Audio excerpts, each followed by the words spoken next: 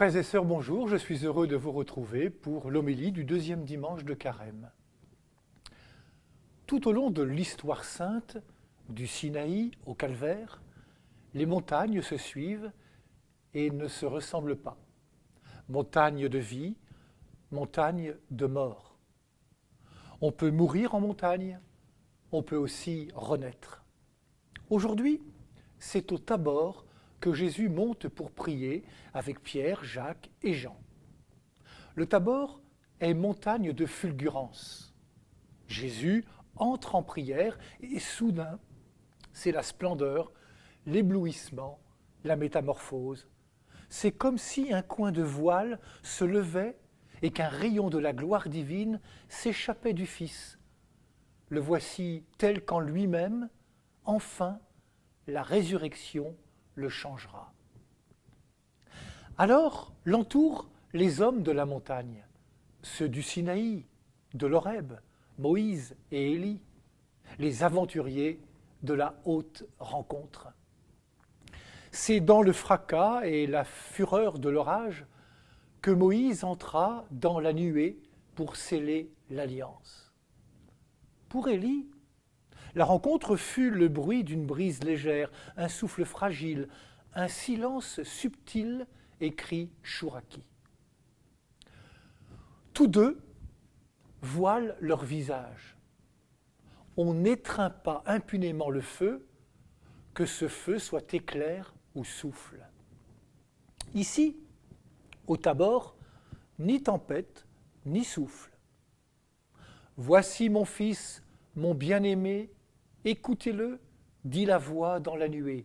Voici l'homme, Ecce homo, criera bientôt Pilate, en présentant à la foule un homme couvert de sang, ridiculisé, torturé, et qu'on va assassiner. Le même homme, l'homme du calvaire et l'homme du Tabor. Oui, voici l'homme. Mais aujourd'hui, c'est un homme radieux, rayonnant, qui dit la face de Dieu comme une vision d'éclair. Ce deuxième dimanche de Carême nous rappelle qu'il n'y a pas de dimanche de Pâques sans vendredi saint, mais qu'il n'y a pas non plus de vendredi saint sans dimanche de Pâques. Les textes nous redisent aussi que parler de Jésus et de son chemin, c'est parler de l'homme, des hommes, des femmes, de l'humanité. Le mystère de Jésus est notre mystère. Il est venu partager notre condition humaine en toutes choses pour nous faire partager sa condition divine, disait saint Irénée. Sa Pâque est et sera la Pâque de toute l'humanité. Comme Pierre, Jacques et Jean, nous suivons Jésus sur la montagne et nous redescendrons avec lui dans la plaine. Dans la vie de Jésus, et a fortiori dans celle du disciple, il y a à la fois la montagne et la plaine. Nous sommes certes des êtres de chair et de sang, mais des êtres habités de l'Esprit Saint. Jésus est transfiguré avant d'être défiguré. L'humanité n'est pas toujours très belle. L'homme est capable du pire, et l'actualité le démontre. C'est vrai, l'homme est souvent défiguré par la violence, l'égoïsme, la laideur, la médiocrité, mais parfois aussi par la maladie, l'isolement, l'indifférence. Mais il est vrai aussi que l'humanité est belle, que l'homme est capable du meilleur. La lumière qui veille dans le secret du cœur de chaque personne transparaît parfois.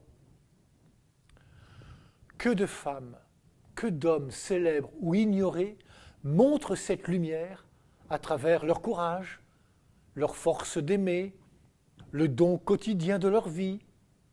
Ils luttent, ils protestent, ils bâtissent, ils soignent, ils secrètent paix et amour. La transfiguration, c'est chaque jour, en tout lieu de la terre. Et puis, il y a cette parole au cœur de l'Évangile. Celui-ci est mon Fils, celui que j'ai choisi, écoutez-le. Le disciple est essentiellement celui qui se nourrit de la contemplation de son maître. Nous devons être des familiers du Christ, le fréquenter comme on fréquente un ami, comme baptisé, comme disciple. Nous ne tiendrons pas dans la plaine, la terre des multitudes, si nous ne puisons pas à la source. Cette source, c'est le Christ, dans sa parole et dans son pain eucharistique. C'est là que nous puiserons la lumière et la force dont nous avons besoin pour assumer la mission de témoin du Christ au cœur du monde où chaque jour il nous envoie. Bon dimanche à toutes et à tous.